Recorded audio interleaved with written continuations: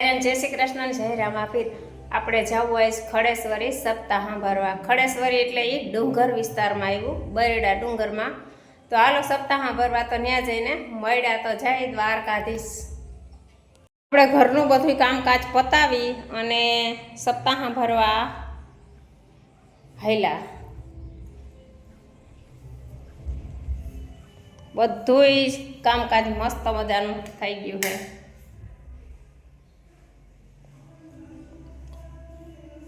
હવે આપણે હે ને હાઈ સુધી રહેવાનું છે.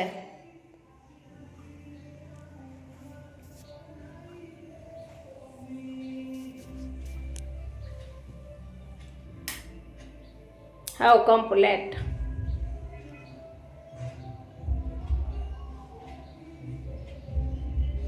તો હાલો આપણે થઈ ગયા હાલતા સપ્તાહ ભરવા. શ્રીમદ ભાગવત ગીતા.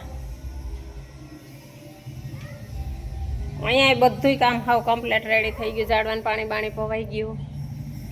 તડકો અહીંયા અમારે આવી જાય એકદમ ઉગ્યા ભેગો.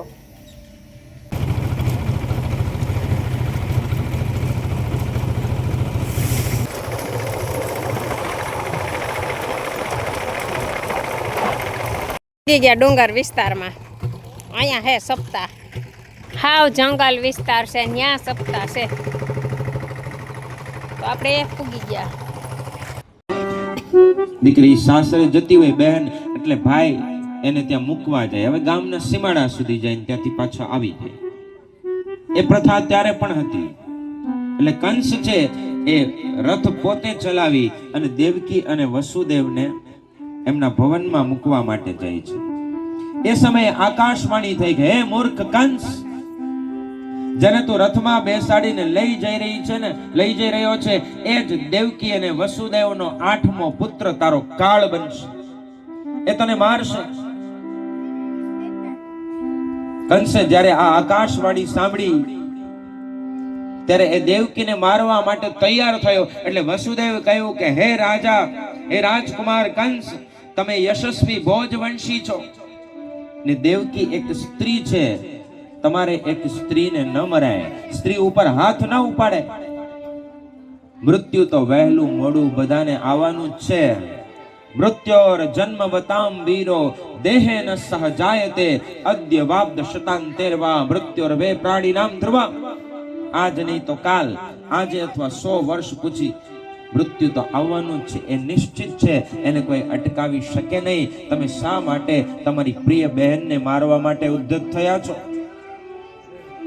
કંસ ન માન્યો ત્યારે વસુદેવે કહ્યું કે હું જાતે જ મારા 8મા પુત્રને તમારે હવાલે કરી દઈશ, તમે એને મારી નાખજો. કંસ માની ગયો. દેવકી અને વસુદેવને પ્રથમ પુત્ર થયો કીર્તિમાન. કંસે એને છોડી દીધો, એને ન માર્યો.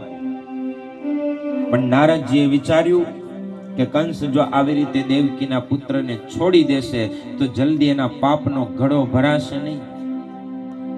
એટલે નારદજી 8 પાખડીનું એક પુષ્પ લઈને કંસ પાસે ગયા અને કંસને જઈને કહ્યું કે લે આ પુષ્પ અને કહે આમાંથી પહેલી પાંખડી કઈ છે ને 8મી કઈ છે. કંસ કહે નારદજી, હું બધું જ સમજી ગયો.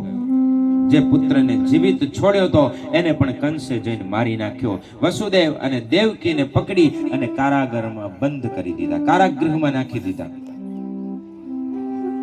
પોતાના પિતા ઉગ્રસેને અટકાવ્યા તો એને પણ કારાગૃહમાં એને બંદી બનાવી અને એને પૂરી દીધા અને પોતે રાજા બની ગયો.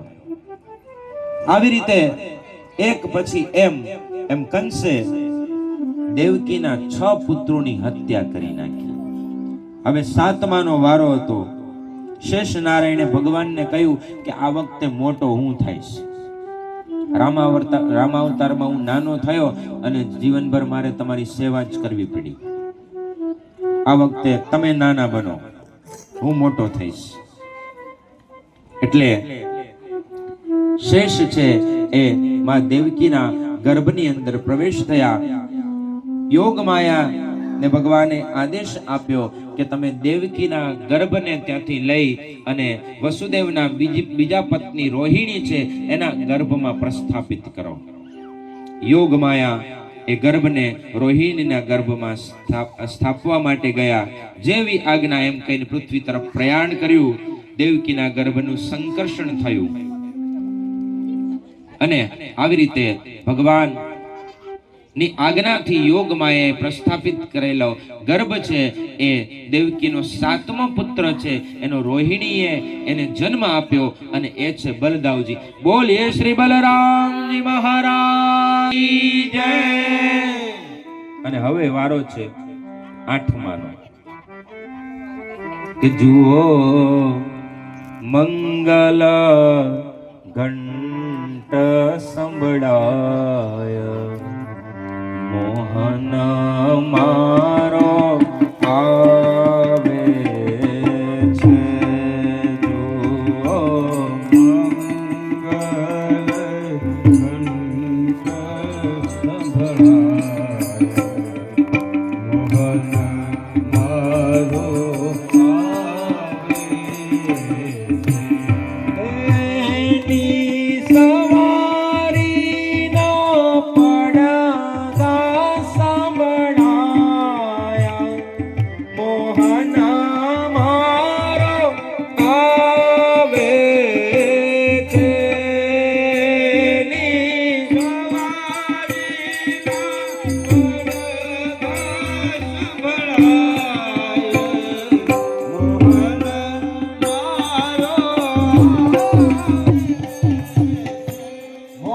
સવારી હવે આવી રહી છે.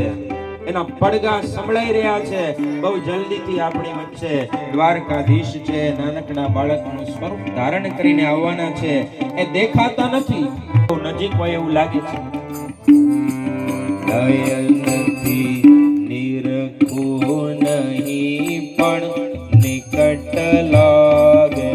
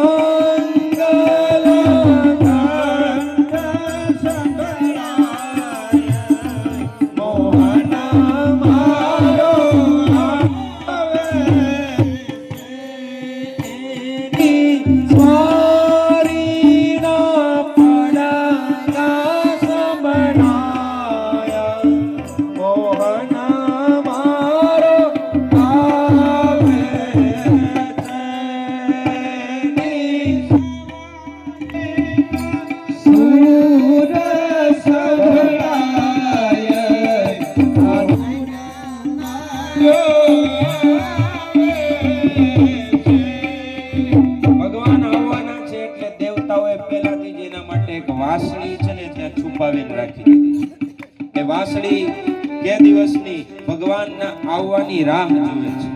એ કહે છે કે મારો મોહન આવશે અને મને પોતાના ઓઠ ઉપર લગાડશે, પોતાની અધર સુદાનું મને પાન કરાવશે.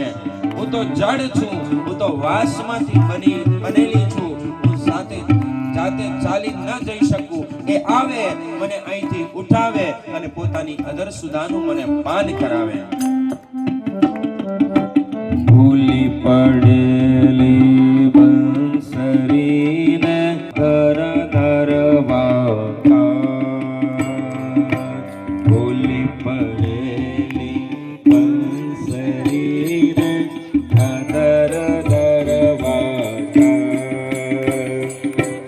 મોરા મુકુટ ધરી આવશે, મારી છોડાવવાનો કલાય. મોહન મારો